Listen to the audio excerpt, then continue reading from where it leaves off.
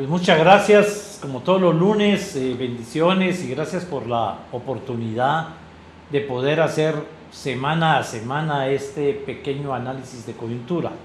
Esta semana es indiscutible, es ineludible que no se toquen tres temas básicamente, pero uno de ellos, que como se mencionó ya antes, está marcando un momento histórico en la vida del mundo entero. Es la primera vez que una mujer llega a la vicepresidencia de uno de los países más poderosos del mundo, una mujer descendiente de migrantes, que es un tema importantísimo. En ambos casos, tanto su papá como su mamá migraron a los Estados Unidos, es un tema súper importante, pero además se convierte en la primer mujer que visita con tanto poder y en tan corto tiempo nuestro país. No es la primera visita de un vicepresidente, es de una vicepresidenta, pero el primer país que ella está visitando en toda su carrera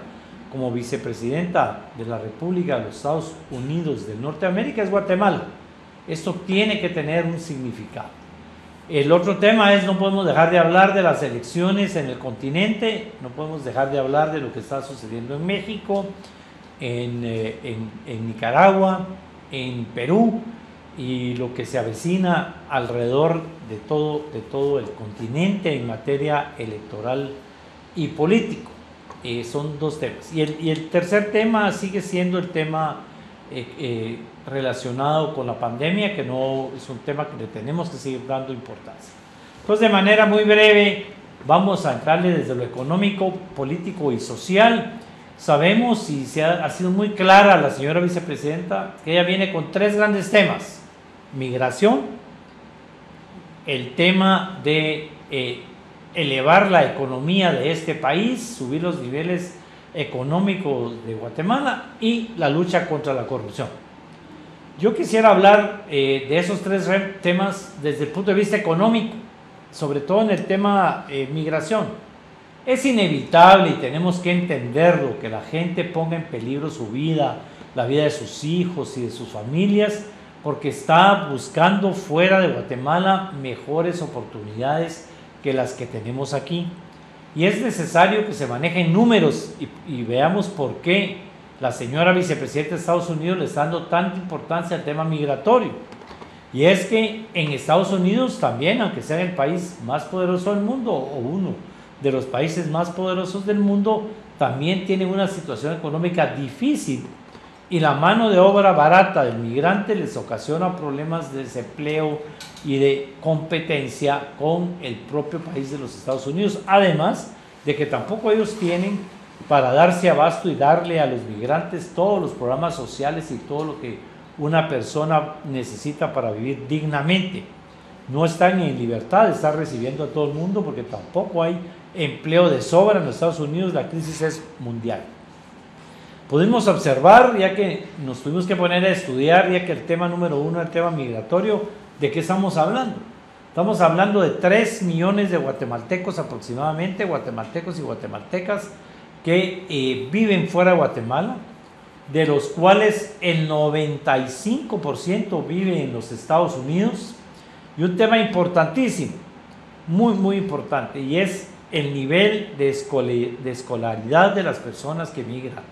Porque entre 7 y 8 de cada 10 personas que migran a los Estados Unidos no han tenido la oportunidad de terminar la escuela.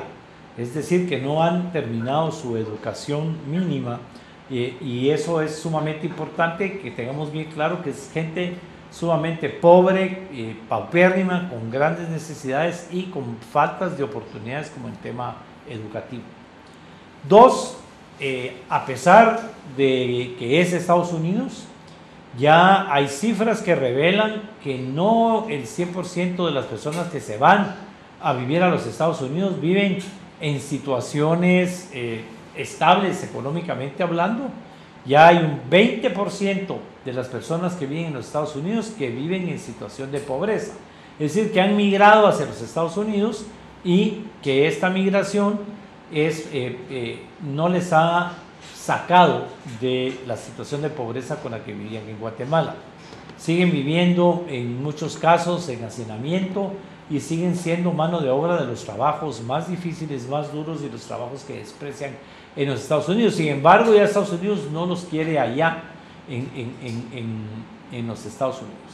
De tal manera que es importantísimo el tema migratorio, dejar reglas claras, porque no tenemos reglas claras, al final va a ser este gobierno un gobierno que va a dejar en libertad la migración. No lo creemos, cometieron de entrada puertas abiertas y están pagando las consecuencias. El presidente de los Estados Unidos ha dejado a la señora vicepresidenta para que toque este tema, pero el tema migratorio está comprobado que no es ahora un tema político, no es un tema que tenga que ver con ningún otro tema que no sea el tema económico. Seguimos con la necesidad, hoy más que nunca, de nuestra reactivación económica. Esto es importantísimo, que reactivemos económicamente el país para evitar estos problemas migratorios. Como mencioné antes, la cifra ya de 3 millones y de que el 95% de estos 3 millones viven en los Estados Unidos, pero tampoco Guatemala tiene suficientes consulados, apenas hay consulados en Guatemala y lamentablemente hemos visto cómo los consulados, hay en estos momentos varios cónsul en estudio, hay uno suspendido precisamente en Los Ángeles por estar haciendo negocio con los guatemaltecos en relación a la papelería que tienen que conseguir para conseguir empleo, para poder viajar, etcétera, etcétera. O sea, es triste nuestra situación. El segundo tema que viene a tocar la señora vicepresidenta sigue siendo en el tema económico, y es la reactivación económica, de la que tanto hablamos semana a semana en este medio de comunicación y este análisis de coyuntura. Descuidamos el tema económico y ahora tenemos una tasa de desempleo como nunca en la historia, tenemos un endeudamiento como nunca en la historia, tenemos realmente un presupuesto que no va a alcanzar nunca si lo seguimos manejando de esa manera, de manera que la situación económica, a pesar de que el Ministerio de Economía hizo una propuesta al Congreso, a pesar de que CACIF dice tener una propuesta que todavía empieza a hablar de ella, hemos oído cómo representantes de Cámara de Industria y de otros lados hablan de los programas que están ahí, pero no se cuenta con el apoyo del gobierno, no se cuenta con el apoyo de las leyes y no se cuenta con que los funcionarios no puedan hacer las leyes, no puedan hacer los reglamentos y no puedan tomar las actitudes que se necesitan para esta reactivación económica. Seguimos teniendo reglas no muy claras en el caso del COVID, le seguimos dando ese desorden que se le dio a la pandemia y eso no permite que haya una reactivación económica. Aquí tenemos que tener claros que ya Guatemala no soporta, no aguanta más, no podemos estar 2 años sin educación, no podemos estar con ese sistema de salud como está, pero sobre todo no podemos mantener la economía. Si queremos parar el tema migratorio, si queremos parar el tema de seguridad, tenemos que reactivar la economía. Y aquí estamos hablando de una persona que ha sido tildada de izquierdista y de socialista, pero todos tenemos que reconocer que si el guatemalteco no encuentra oportunidades de empleo, de trabajo, de poner su propia empresa, va a buscar otros horizontes o, peor, se va a dedicar al crimen organizado, se va a dedicar a la delincuencia, a la extorsión y a todo lo que también ha subido en este país. Y el tercer tema es el tema de la corrupción. La señora vicepresidenta trae en agenda el tema de la corrupción, pero no lo trae con claridad, porque hemos visto que el tema del combate a la corrupción hoy no está claro. Vimos a la señora vicepresidenta reunirse en los Estados Unidos con la exfiscal Claudia Paz y Paz, pero la exfiscal también llegó acompañada de la exfiscal Telma Aldana, quien está fuera del país porque tiene varios procesos en trámite y por eso está fuera del país, no los está enfrentando judicialmente en el país, por lo tanto es un tema que no podemos taparlo con un dedo. ¿Por qué la señora vicepresidenta se reúne con Telma Aldana, que tiene una orden de captura pendiente? Es parte de los temas que va a tratar en ese sentido.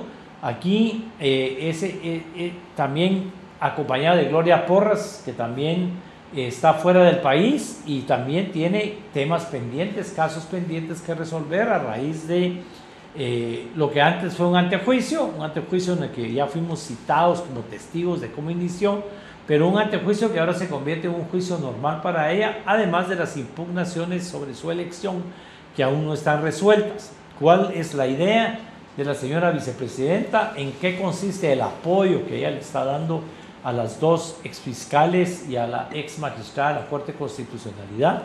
Espero que quede claro con su venida cuál fue la idea de reunirse con ellas y a qué se refiere ella cuando habla de lucha contra la corrupción.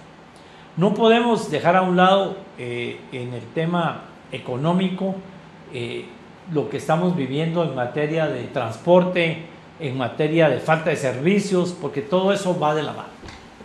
Y pasando al tema político, esperamos nosotros que esta venida de la señora vicepresidencia nos aclare muchos temas políticos, porque se habla de una alianza del señor vicepresidente Guillermo Castillo con los proyectos de los Estados Unidos, se habla de una alianza con las personas que trabajan directamente con la Embajada de los Estados Unidos y que están trabajando con la señora vicepresidenta, pero sabemos que no hay ninguna reunión en agenda con el señor vicepresidente. Eso hay que subrayarlo. El señor vicepresidente tenía que haber estado en la reunión con el presidente, aunque ellos se estén peleando, pero es la obligación de estar juntos, ¿verdad? Sobre todo que estamos hablando de vicepresidente. Con vicepresidente hay que cumplir con los protocolos, eso no podemos evitar. Apoyamos al señor vicepresidente, él lo sabe con todo cariño, pero no es eso, es la ley, el protocolo, tenemos que respetar esos temas y no encuentro lógico que no esté el señor vicepresidente en agenda o que no esté él formando parte de las actividades. Esto debería ser aclarado. ¿Cómo debería ser aclarado? ¿En qué consiste ese apoyo que habla la señora vicepresidenta de la lucha contra la corrupción?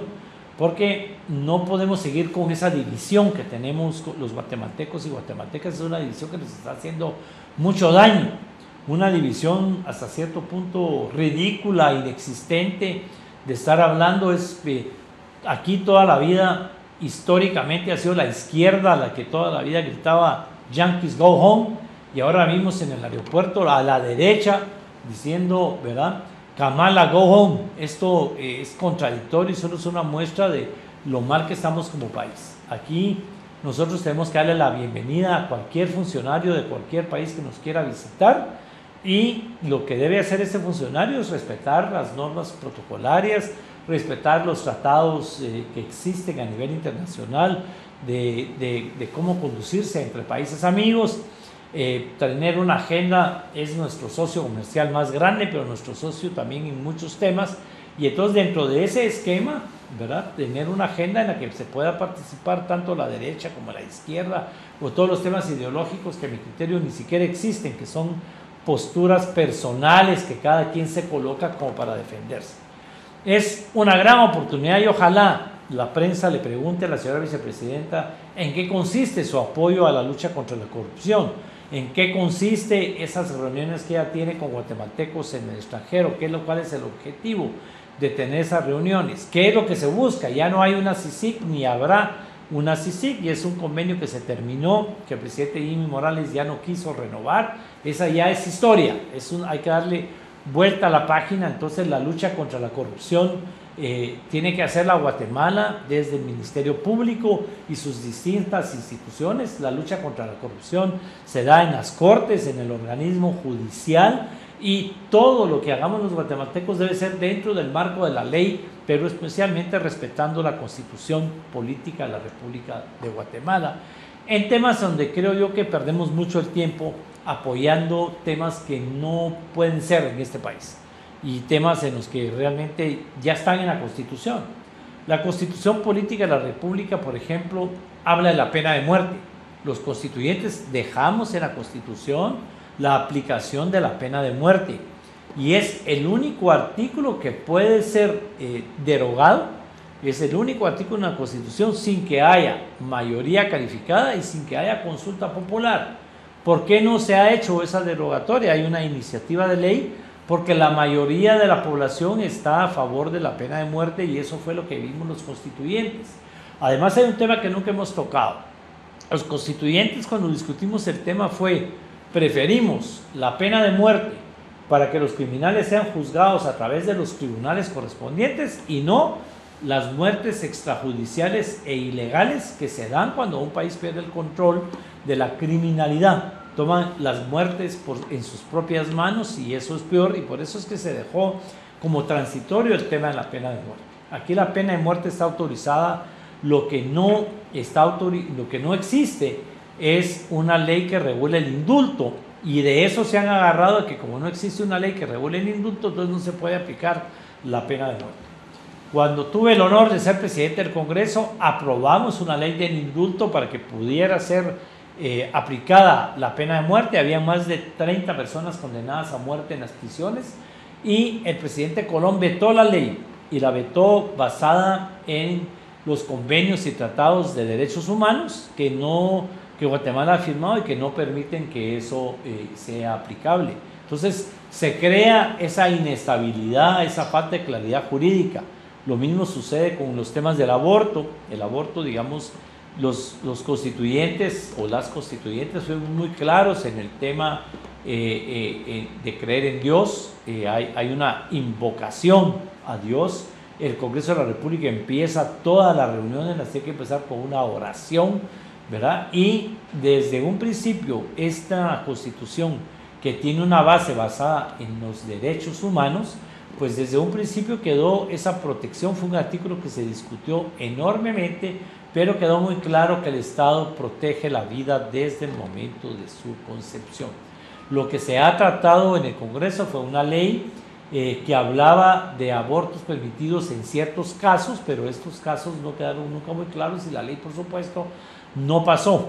Y eso es un tema que sigue ahí pendiente, cuando no debería estar entre los pendientes, porque mientras la Constitución proteja la vida desde el momento de su concepción, el tema del aborto es un tema que no puede ser tratado. Ya las leyes contemplan en qué momento un médico puede tomar ese tipo de decisiones, y de lo contrario cualquier otra cosa sería inconstitucional.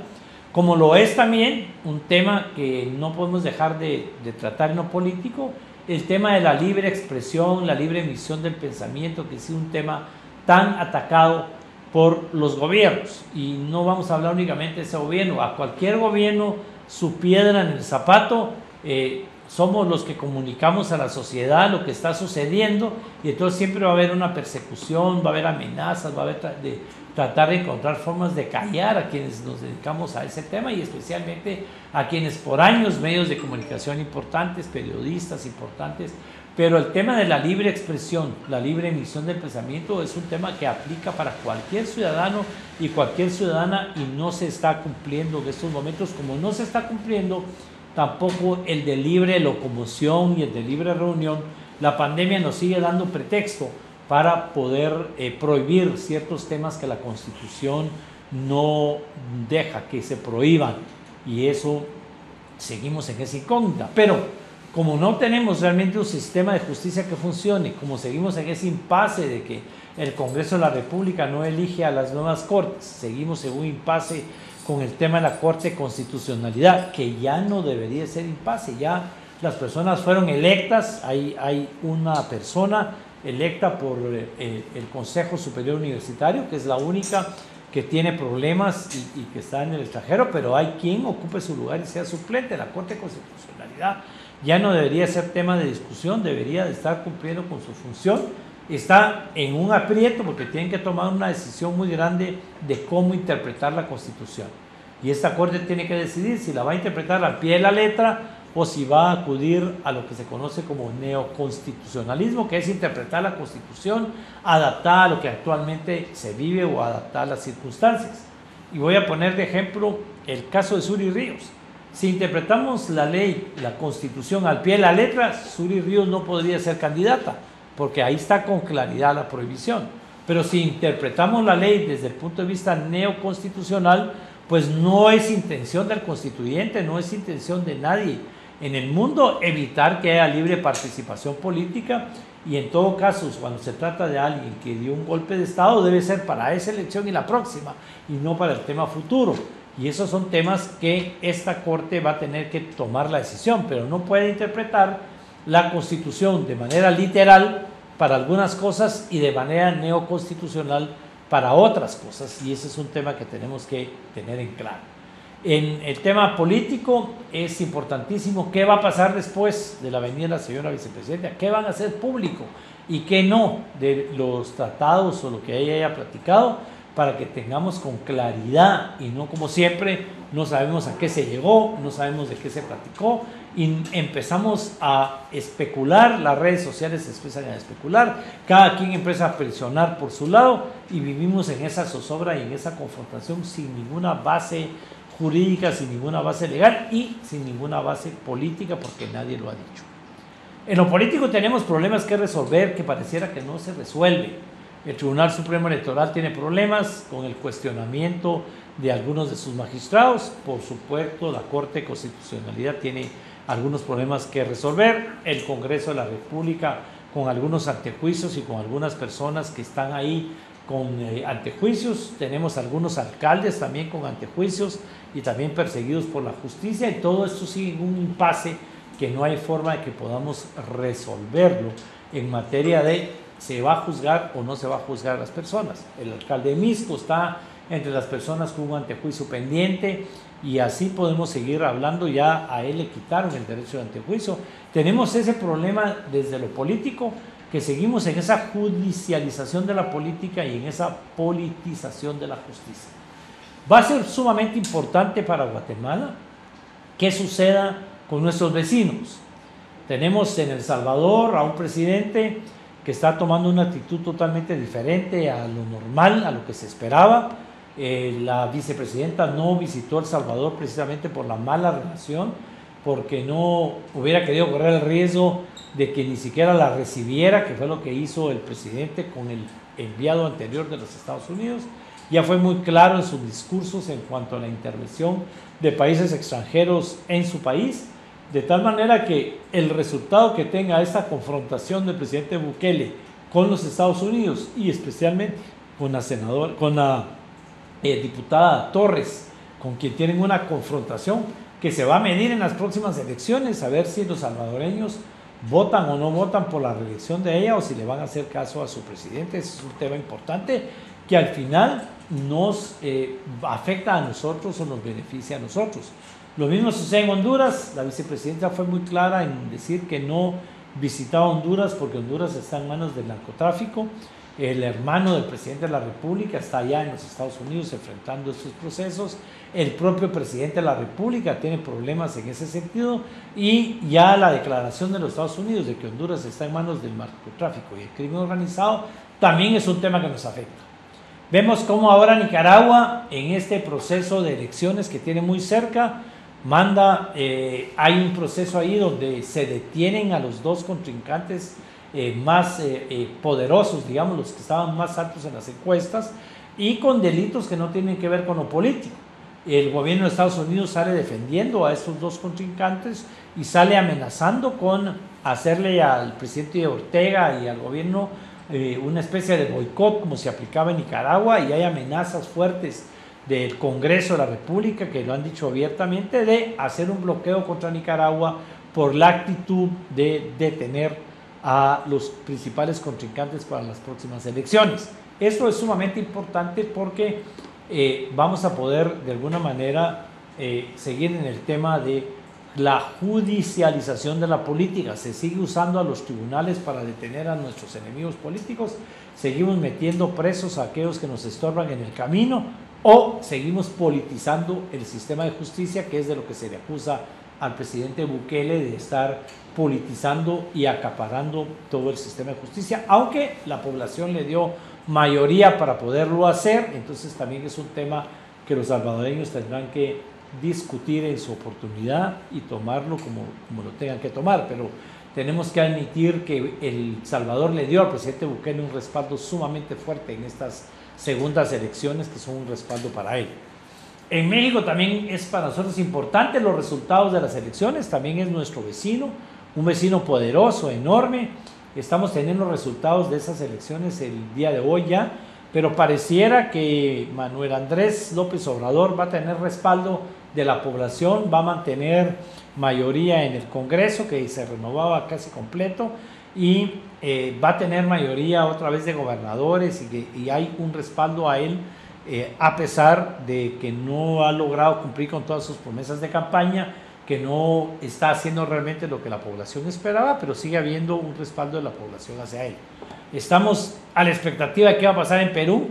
Perú está sumamente lejos de Guatemala, pero es importantísimo esta guerra entre la derecha y la izquierda, que es una guerra política, una lucha, una confrontación que se está dando en todas partes del mundo. Entonces vemos cómo Fujimori, la hija del famoso Fujimori, por tercera vez va a la campaña electoral, y ahora, según las encuestas, podría estar por un mínimo porcentaje ganando las elecciones. En materia de quienes nos dedicamos a este tipo, a las encuestas, a los análisis y a los estudios, hay literalmente un empate, y esto es sumamente delicado para cualquier país, porque gane quien gane, no va a tener el respaldo de la mitad de la población, y eso va a hacer que sea un gobierno confrontativo. Pero además un ejemplo para el resto de países de Latinoamérica, y es que seguimos confrontados entre izquierdas y derechas, hemos retrocedido, estamos retrocediendo a aquella época de los 50 en que de una u otra manera la confrontación nos cega, no nos permite ver más allá de lo que importa. ¿Qué es lo que importa? Los guatemaltecos, las guatemaltecas y su bienestar es lo que realmente debemos de darle importancia como país. De tal manera que en lo social no podemos esperar mucho. Ya vimos que cuando la izquierda convoca a una manifestación, pues llega muy poca gente. Vimos que cuando la derecha convoca a una manifestación, también llega muy poca gente, y que no hay realmente liderazgo para convocar a cualquier tipo de manifestaciones. Esto se llama Guatemala tiene otras preocupaciones que salir a la calle, el fracaso de la plaza del 2015 porque no se vieron resultados después de tanto escándalo y de tanto preso, de tanto detenido, y las cosas no han cambiado. Aquí hay un tema que tenemos que tomar en serio y se llama diálogo. Tenemos que dialogar con todos los sectores, tenemos que encontrar la salida, y la salida lamentablemente es económica, política, ¿verdad? Si no levantamos la economía del país, vamos a seguir confrontados políticamente, y la sociedad guatemalteca va a seguir en esto que se llama apatía, y la apatía va a seguir dejando que la política esté en manos de los no políticos, que los políticos hagan lo que se les dé la gana con el país, porque las prioridades para las familias son otras. Hasta ahí yo creo que podemos hacer un resumen de lo que ha sucedido esta semana y de qué tenemos que esperar durante la semana que hoy inicia. Estamos ya en el mes de junio, va caminando rápido el mundo, y no podemos esperar para hacer los cambios que el país realmente necesita.